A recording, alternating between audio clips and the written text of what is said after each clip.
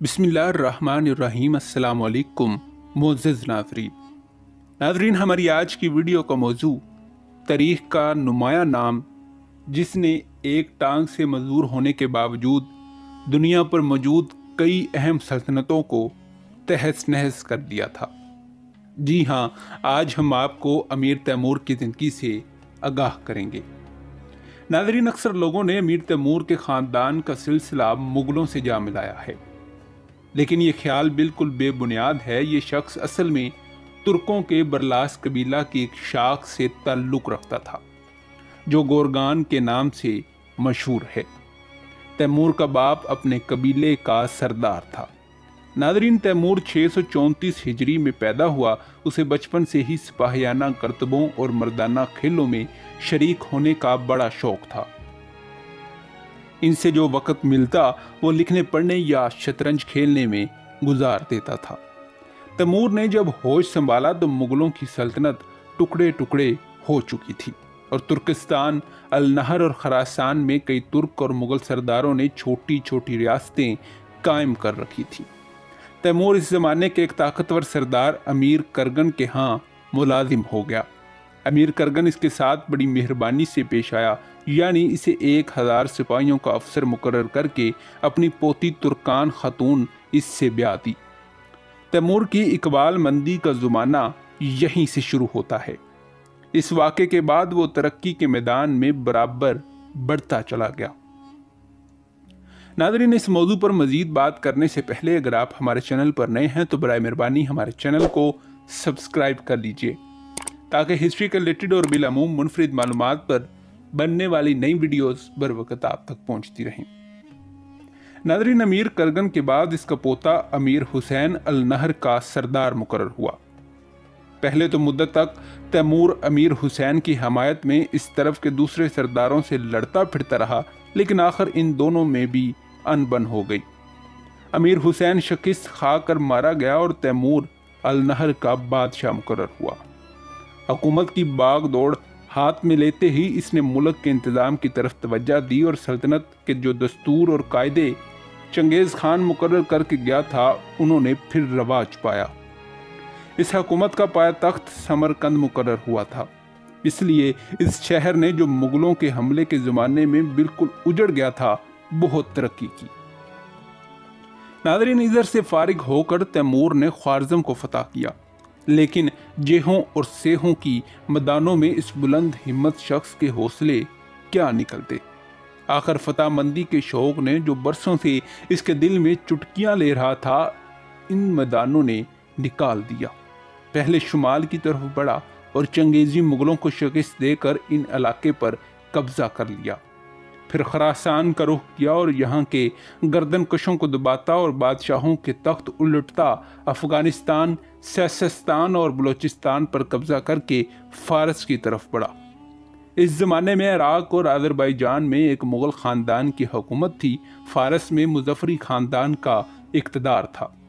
तैमूर ने इन्हें भी शिकस्त दी, फिर दजला से उतरकर बगदाद पर जा चढ़ा और इसे फतह करके दयार बकर, कर्जिस्तान और आर्मीनिया को तयबाला करता रूस की तरफ बढ़ा और मास्को को फतह करके वापस लौटा।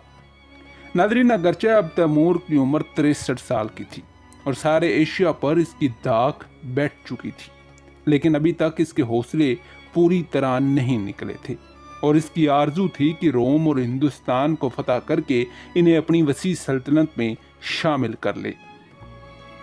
चनाचा पहले इसने हिंदुस्तान का रुख किया और कोहे हिंदू कश से उतरकर सारे शुमाली हिंदुस्तान को ज़ेरो ज़बर कर डाला। नाज़रीन, हिंदुस्तान में सुल्तान महमूद गजनी के हमलों के बाद कई उतार चढ़ाव हो चुके थे।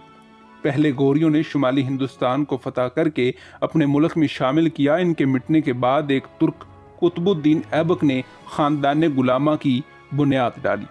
कुछ अरसे के बाद खिलजी इस मुल्क के हुक्मरान हुए और इस खानदान के दूसरे बादशाह अलाउद्दीन खिलजी ने बंदियाचल से उतरकर जनूबी हिंद को फतह कर दिया। नाज़रीन, खिलजी भी जल्द मिट गए और तुगलक इनके जानशी हुए। तैमूर के हमले के वक़्त इस खानदान की हुकूमत बहुत कमज़ोर हो गई थी और दिल्ली के तख्त पर महमूद तुगलक मौजूद था। नादरीन, तैमूर ने इस मौके पर बड़े जुल्म किए। अटक से उतरकर इसके साथ कोई 1 लाख कैदी मौजूद थे। तैमूर ने इन सब को कत्ल करवा डाला और फिर यलगार करता हुआ दिल्ली की तरफ बढ़ा।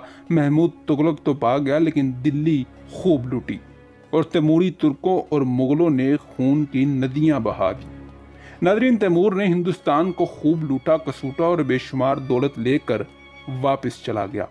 अब इसकी तवज्जो एशियाई कोचक की उस्मानी हुकूमत की तरफ पड़ी। इस जमाने में उस्मानी तुर्क बड़े अरूज पर थे।